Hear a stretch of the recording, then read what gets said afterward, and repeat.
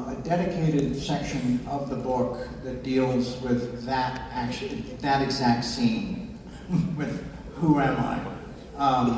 I didn't feel like those words needed to be spoken out loud, but it's such a perfect sort of late 80s moment that somebody would actually voice that in a film from that era, you know?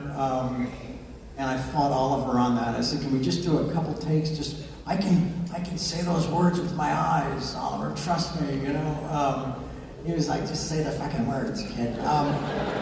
And, because everything about it already says, who am I, right?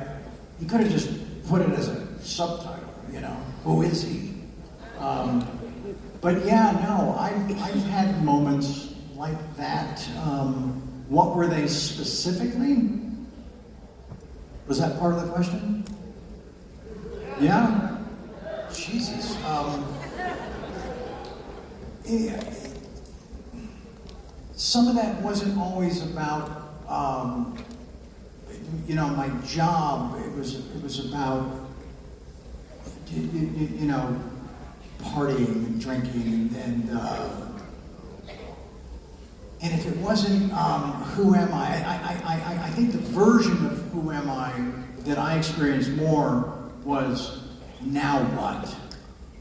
Now what, I think, would you agree, is sort of connected to who am I? Yeah. Yeah. And part of you probably saying that as you know, not just, you know, Bud Fox, you're saying that as Charlie Sheen. Absolutely, yeah. And when you say it now, I mean, if you got where are you now as far as who am I? I'm not totally sure, and I'm okay. I'm okay without that answer. You know? I don't think it's always up to us to explain or define who we are. I think it gets a little self-serving and right, a little soapboxy. Yeah, I mean, but there's the public perception of you.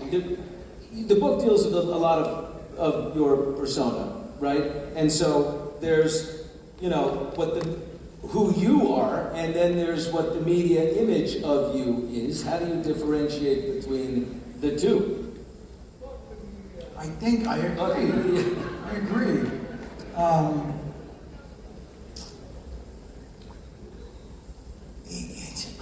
I think people are always surprised when they meet me, and they describe a guy who's pretty soft-spoken, who's not aggressive, who's not a blowhard.